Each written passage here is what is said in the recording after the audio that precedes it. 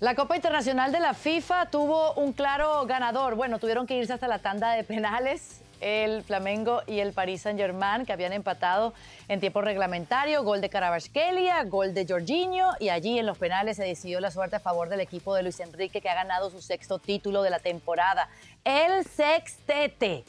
Antes de meternos en dónde se ubicaría el equipo parisino en la historia del fútbol con tantos logros en este año, quiero hablarles del partido, empezando por José del Valle, si fue claro y justo ganador el equipo de Luis Enrique. Hola, Caro, un abrazo para todos. Sí, me parece que en el balance de los 120 minutos fue el equipo que más hizo por el partido. Me sorprendió que hayan llegado hasta la tanda de penales. No quiero desmerecer a Flamengo, que es un equipo muy bueno, el mejor de América. Ganaron el Brasileirao, ganaron la Copa Libertadores en el pasado Mundial de Clubes.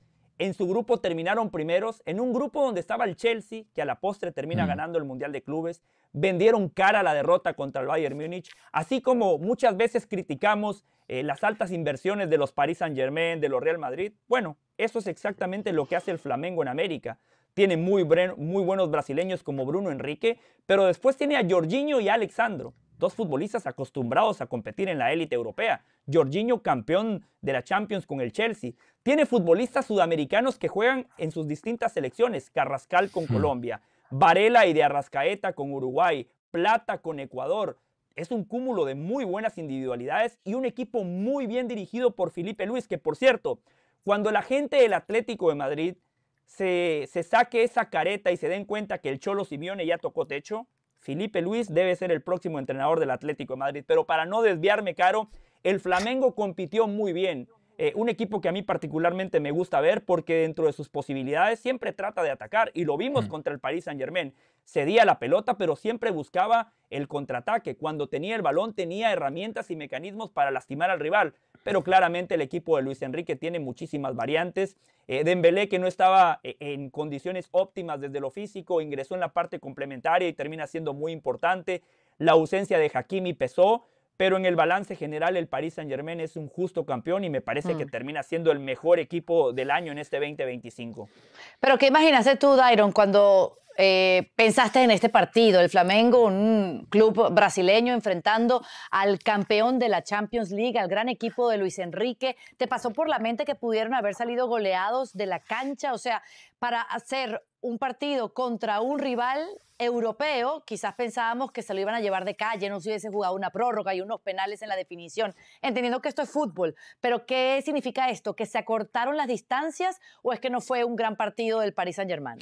No, yo creo que las distancias quizás cuando llegan al terreno de juego, en el momento en el que los dos equipos se plantan sobre el césped, son más cortas futbolísticamente de lo que uno cree. Ya luego podemos hablar de lo larga que son las distancias con respecto a infraestructura, mentalidad, etcétera. Ahí no hay cuestión a dudas, pero si hay algo que dejó claro el pasado Mundial de Clubes es que Latinoamérica y sobre todo los equipos brasileños y los argentinos, pero en este momento, en este particular momento más los brasileños que han dominado la Copa Libertadores y Sudamericana durante los últimos años, al momento de jugar al fútbol siempre tienen esa intensidad y esa garra, esas ganas de demostrar que quizás a los europeos en ciertos momentos les puede faltar, sobre todo precisamente cuando enfrentan a los latinoamericanos, que llegan un poco sobrados, entendiendo que están por encima, que juegan en ligas mucho mejores, pues los europeos se pueden confiar y ahí es donde aprovecharon mucho de los equipos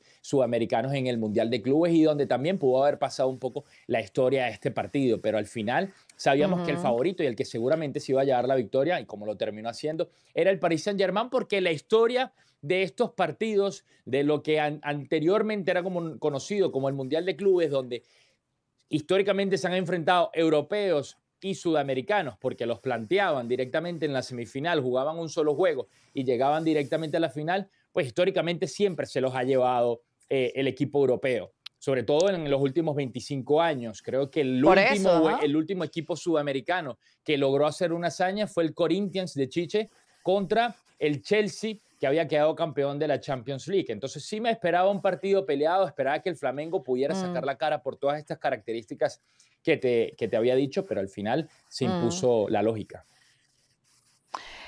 Por eso, después de analizado este partido, Ricardo, no sé si quieras agregar algo más, pero la pregunta para ti es, ¿dónde ponemos a este equipo del Paris Saint-Germain en el marco histórico, luego de haber conseguido esta victoria y el sextete especialmente?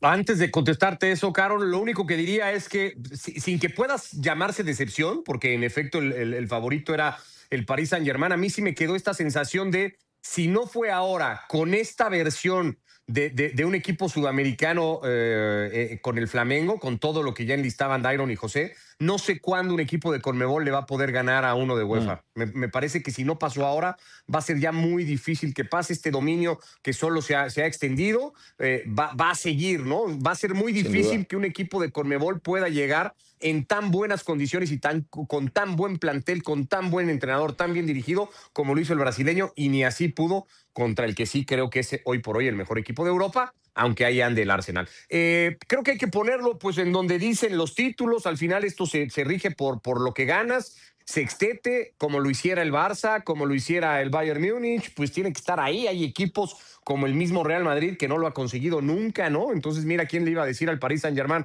que acaba de estrenar su palmarés europeo, que iba a ganar antes un sextete ellos que el 15 veces campeón de Europa. Hay que darle todo el valor que eso tiene. Me parece que ya se mete ahí el Paris Saint-Germain, además en su versión, ¿no? Porque no solo es que haya ganado, ha ganado pues como busca ganar siempre Luis Enrique, que es con base a una idea, a una forma, a un estilo, que creo que nos termina llenando a la gran mayoría de nosotros, que creo que hace que reconozcamos a Luis Enrique como uno de los mejores entrenadores que hay a día de hoy, ¿no? Uno que ya también se mete ahí o pone su nombre. Es cierto que con lo que le pasó en algunos clubes, la Roma, con lo que le pasó en selección con España, algunos podrán decir, no, Luis Enrique demostró que a la hora buena puede no estar todavía en los grandísimos niveles, pero creo que tanto él como su equipo ya se ganaron un lugar muy reconocido. Exactamente. Entonces, la siguiente pregunta para ti, José, es si este equipo de Luis Enrique es igual o mejor que, por ejemplo, aquel Barcelona de Pep Guardiola o aquel Bayern de Múnich de Hansi Flick. No, que el Barcelona está lejos. Ese Barcelona era muy especial, más allá de que este Paris Saint-Germain juega muy bien al fútbol. A mí me gusta verle jugar. Y encima son dos equipos distintos, ¿no? Ese Barcelona de Pep Guardiola, su fortaleza era la mitad de la cancha. Entendiendo que el Paris Saint-Germain tiene muy buenos mediocampistas como Vitinha, como Fabián Ruiz y Neves, lo mejor del Paris Saint-Germain está en el tridente de ataque, con Dembélé, con Doué y con Kvaratskhelia. Me parece que este Paris Saint-Germain se parece más al Barcelona de Luis Enrique, que marcaba la diferencia justamente por su tridente de ataque, con Messi, con Neymar y Suárez. Son dos equipos distintos, pero ese Barcelona de Pep Guardiola no le daba tregua a sus rivales.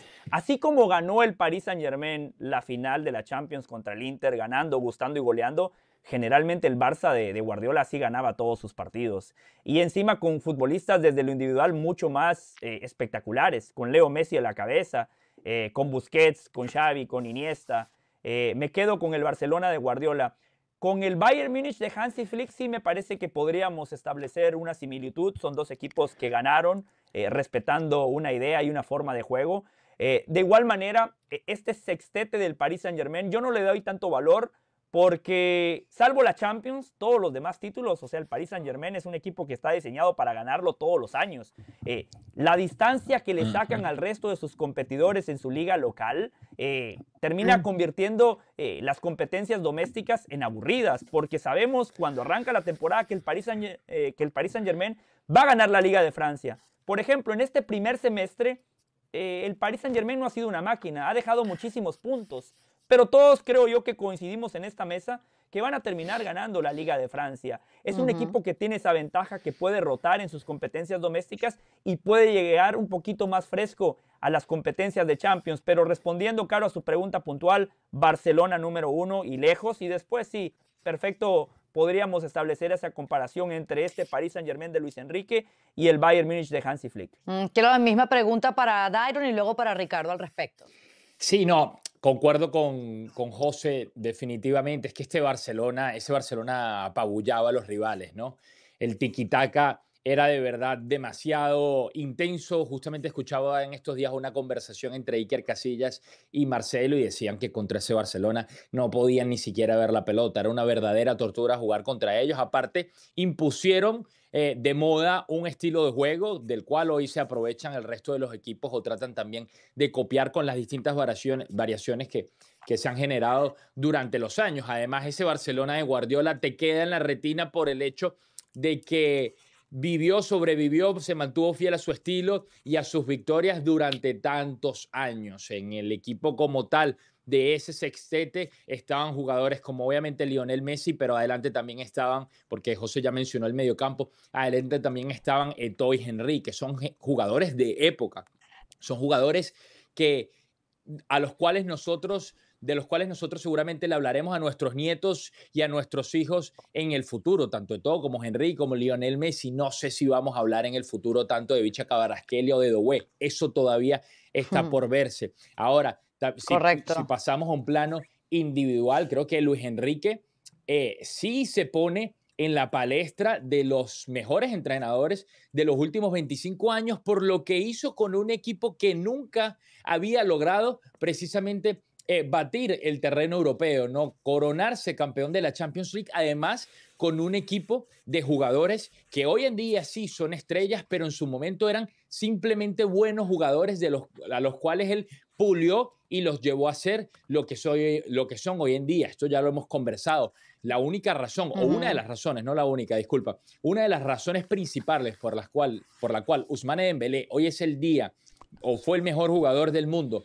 y es el actual galardonado del Balón de Oro, es por Luis Enrique. Y lo mismo hizo Luis Enrique con cada uno de los jugadores de esa plantilla. Los hizo mejores. Una generación que pudo haber pasado la historia seguramente con cualquier otro técnico y que venía después de una generación del Paris Saint-Germain que estuvo plagada de estrellas y que no pudo conseguir nada. Yo creo que eso se le tiene que dar muchísimo valor a este entrenador español. Dembélé también arrasó con todos los premios al ganar el The Best que entrega FIFA. Por eso la última pregunta para ti, Ricardo. Luis Enrique ya está en el Olimpo de los técnicos porque es el tercero que gana el sextete. Sí, creo que sí, ¿no? Sin duda. No se nos puede olvidar, para sumar a lo de Dairon, que este equipo lo intentó con Neymar. Y luego dijo, bueno, a ver, también con Mbappé. No, bueno, ¿sabes qué? También con Messi. Y llegó Luis Enrique y dijo, no, mejor sin ninguno de los tres. Y así sí ganó la Copa de Europa. O sea, es una barbaridad lo de Luis Enrique en ese sentido. Es extraordinario. Entiendo que luego cuesta trabajo porque se encarga Luis Enrique, se empeña muchas veces Luis Enrique en ser lo más antipático posible y creo que eso le juega en contra a la hora de hacer el juicio de lo que es él como entrenador, pero hay que ser capaces de quitar el me cae bien, me cae mal, me gusta o no me gusta lo que dice y reconocer todos que nos tiene que gustar lo que hace porque lo que hace es extraordinario con sus equipos. Triplete con el Barça, con un gran Barça, sí, de la MSN que ya recordaba José, pero triplete con el Barça, sextete con el Paris Saint-Germain y me parece que además un técnico que deja un estilo, que fomenta una idea muy clara de juego, que forma futbolistas, que pule futbolistas, que educa un poco y lo escuchas cada que Luis Enrique habla, trata de educar un poco al futbolista, ¿no? O sea, trata que el futbolista entienda por qué juega lo que juega, ¿no? Y eso me parece que tiene un valor que hay que reconocerle. Bueno, así que celebra el equipo de Luis Enrique, el Paris Saint-Germain, y va a por más.